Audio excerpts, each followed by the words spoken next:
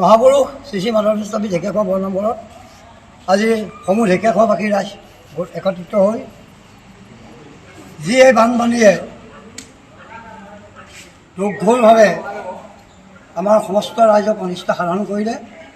আমি প্ৰতিজনৰ ঘৰলৈ ইতিমধ্যে আমি গৈ নামঘৰৰ পৰা এষাৰ মাত লগাব লাগিছিল, পৰা নহ'ল। সেয়েহে আজি সভাতেই যে যিসকল বান দুৰ্গত তেখেতসকলৰ পৰিয়ালসমূহ কুশলে থাকিবলৈ আমি ৰাজহুৱাভাৱে আশীৰ্বাদ প্ৰদান কৰা হৈছে। আৰু এই দুৰ্গতসকলৰ বাবে য'ত কিঞ্চিত ঢেকীয়াখোৱা বৰনামঘৰৰ পুঁজি, এইটো অসমবাসী, ভাৰতবাসী, ভাৰতৰ বাহিৰত থকা প্ৰবাসীসকলৰ পুঁজি, এই পুঁজিৰ পৰা আমি 7 লাখ টকা তেখেতসকলৰ বাবে আমি ক্ষুদ্ৰতম 7 লাখ টকা আমি আগবঢ়াইছোঁ।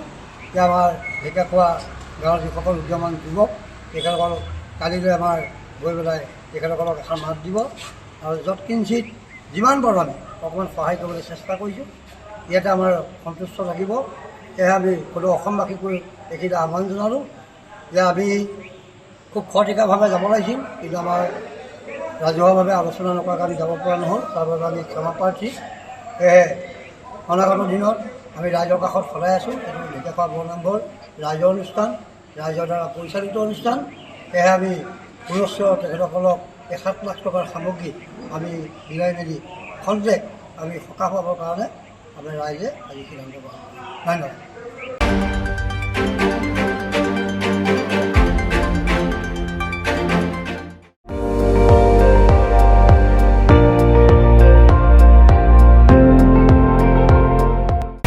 আপুনি চাই আছে ND24, সৰ্বশ্ৰেষ্ঠ নহয় সৰ্বোত্তমৰ দৌৰত।